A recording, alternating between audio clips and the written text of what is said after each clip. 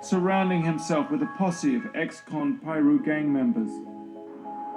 The mob Pirus come from Compton in LA, also the home of their rival gang, the Crips. Suge Knight was born and grew up in this area, the area of the mob Pirus. It was in this street that he played as a kid. He said he used to see bodies in the alley on his way home, and one has to ask how growing up in Compton affected Suge Knight. See you later.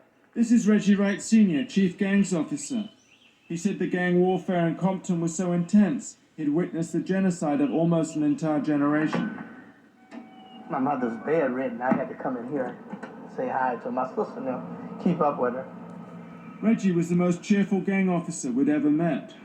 So you said the mob started here? It was. Well, actually, this house right here to my right is one of the leaders of it. Used to live. These kids. These are the good guys on the street. They don't get in any trouble, right, guys? Turn your butt right. I act like you don't want to be seen. Any other time, you right out here, right out in the front. Let them see what the good guys look like from the neighborhood. I know, man. All right. These are some of the kids that live over here. But quite frankly, the guy in the yellow, his dad is one of the original Mile Pirus. And matter of fact, his dad was present that night at the casino when they had that incident. Tupac. Because he worked with Suge, one of the McDonald's, so. Tupac's murder caused massive gang warfare in Compton between the Pirus and the Crips. The death row explanation of events was that Biggie and Bad Boy were aligned with the Crips, whereas Suge Knight, Tupac and Death Row were with the Pirus. Gang loyalty is the most important thing in Compton. To be called a snitch is to be as good as dead.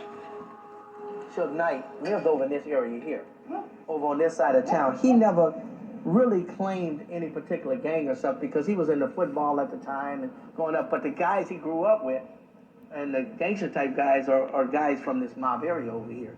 And naturally, when he got into his business and started the Death Row label, a lot of those guys wanted jobs from him and wanted to identify with him, and he hired them to work along with him.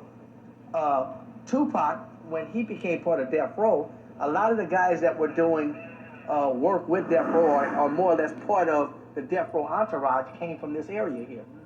So naturally, when Tupac was killed, these guys, took offense to that. And that's when we had the retaliation.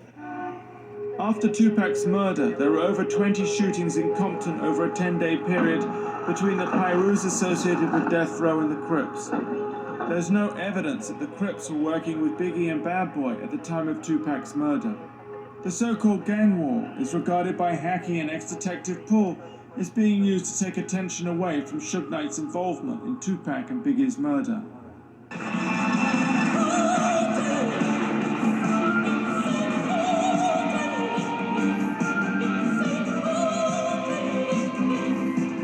This is Tupac at the Milan fashion shows.